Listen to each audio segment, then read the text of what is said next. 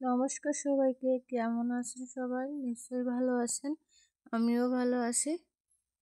সবাইকে স্বাগত জানাচ্ছি বনানী কিচেনে।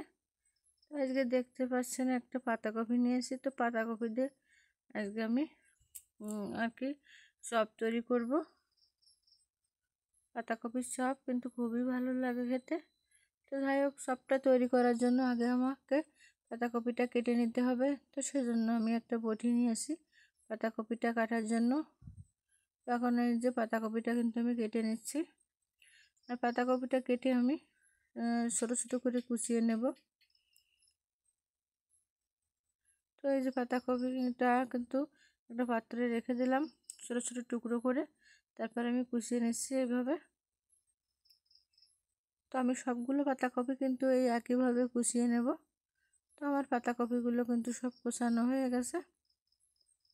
আমি অর্ধেকটা দিয়ে আজকে একটা পাতাকপির অর্ধেকটা দিয়ে এই চপটা করব।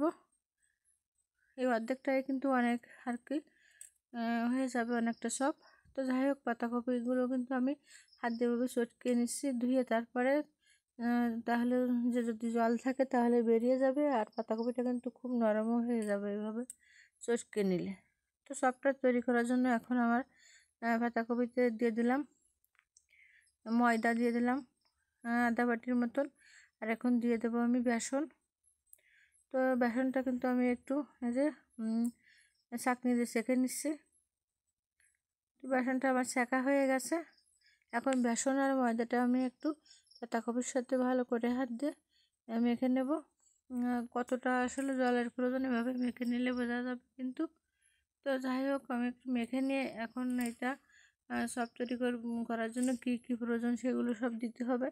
তো আমি প্রথমে দিয়ে দিলাম লবণ, তারপরে দিয়ে দিলাম হলুদ, আর এখন দিয়ে দিলাম কিন্তু শুকনো ঝালের গুঁড়া, তারপরে দিয়ে দিলাম 1 চামচ চিনি। আসলে পাতাকপিতে চিনি দিলে কিন্তু খুবই ভালো লাগে এসবটা খেতে। তো তারপরে দিয়ে দিলাম 1 চামচ ধনের গুঁড়া আর 1 চামচ জিরের গুঁড়া। শুধু এগুলোই দিয়েই কিন্তু আজকে পাতাকপির চপটা তৈরি করব। তো যাই হোক, সব কিছু দিয়ে আমি ভালো করে মেখে নিচ্ছি।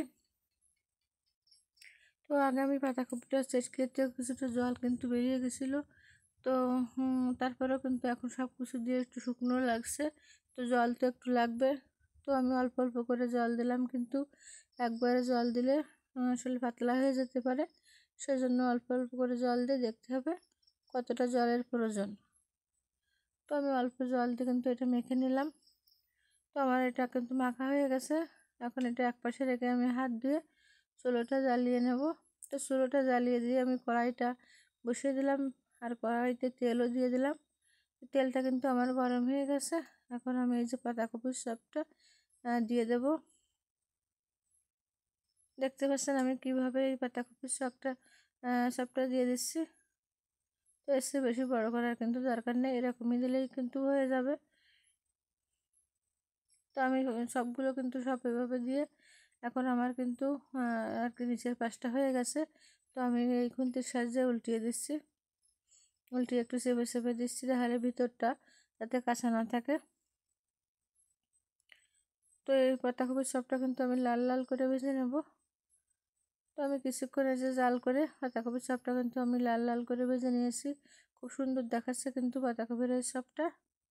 তো এখন আমি তুলে নিলাম। এই চাকনি দিয়ে কিন্তু তেলটা একটু ঝাঁকিয়ে নিতে হবে, যাতে তেলটা আর কি কড়াইতে পড়ে যায়, চপের সাথে বেশি নেওয়া যায় তেলটা।